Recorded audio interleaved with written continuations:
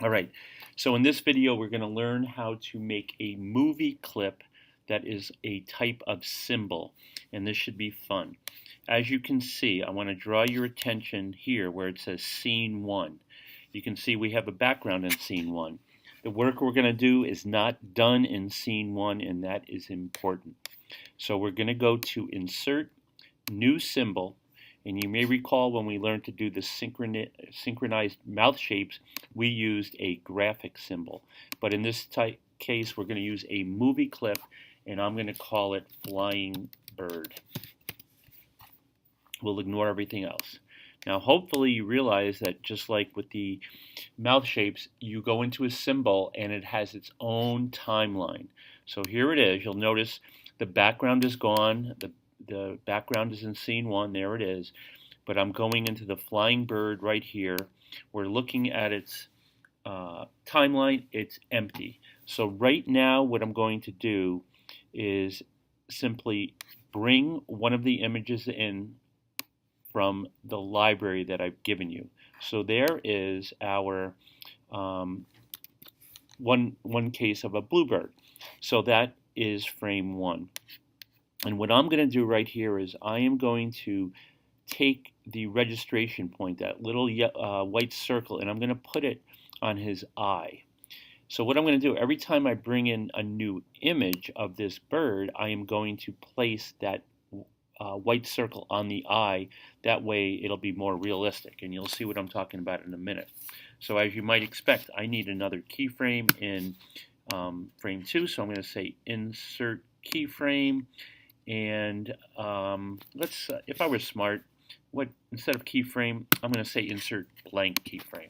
That'll allow me to come in here and look for the second image. I'm going to bring that on, drag it here, and like I said before, there's the white circle, and I'm going to bring that and move it there.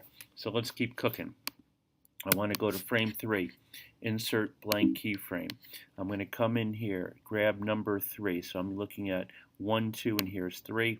I haven't really checked to see these are in the right order, but you'll get the idea. I'm bringing that now into frame 3. Notice the wings are in a different spot.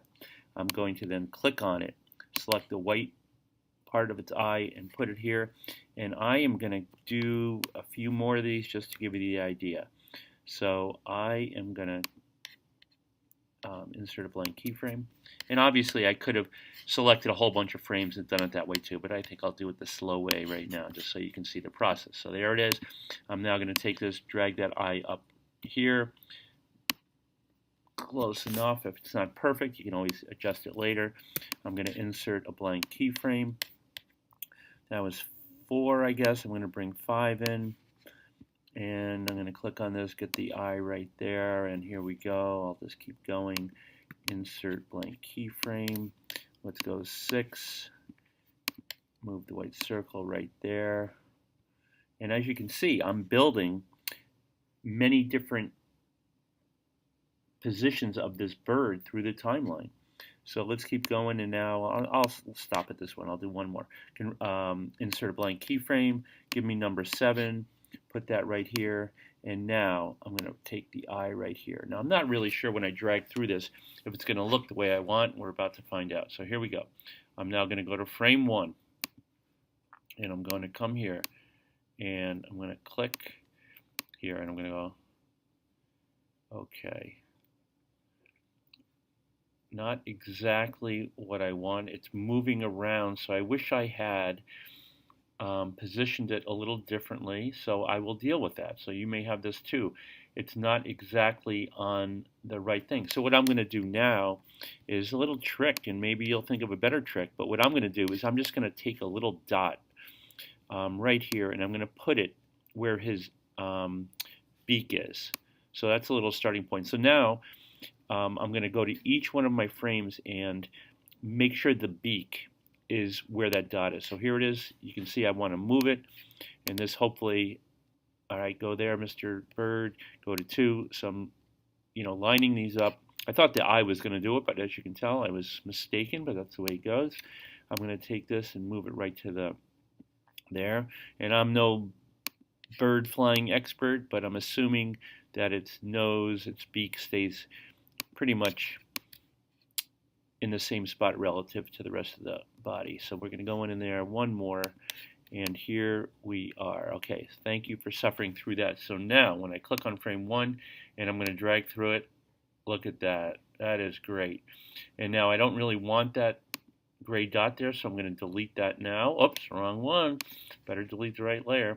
There it is. So now I'm going to label this to bird images. Who knows if I'll end up with more. So now we have got a flying bird. So now let's have some fun. Let's go to scene 1, and you'll notice that this flying bird right now is represented by this symbol of the movie clip, and I'm going to then go to the flying bird layer, frame 1. I am going to take the flying bird now and drag it onto the stage.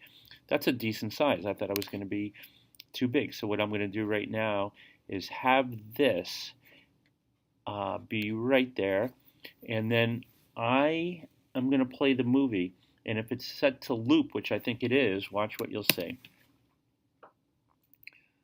Look at that. Now obviously we could slow it down, but that is a great example, because now in the library that flying bird is ready to just come from the library, and it's flying. So if we want 2 flying birds, we can have 2 flying birds. We can have 3 flying birds. So now I play my movie and I've got an army of flying birds. So right in your library, it's really important and powerful to have all of these symbols that are movie clips ready to go. So it could be a man walking, a bird flying, a horse jumping. The sky's the limit.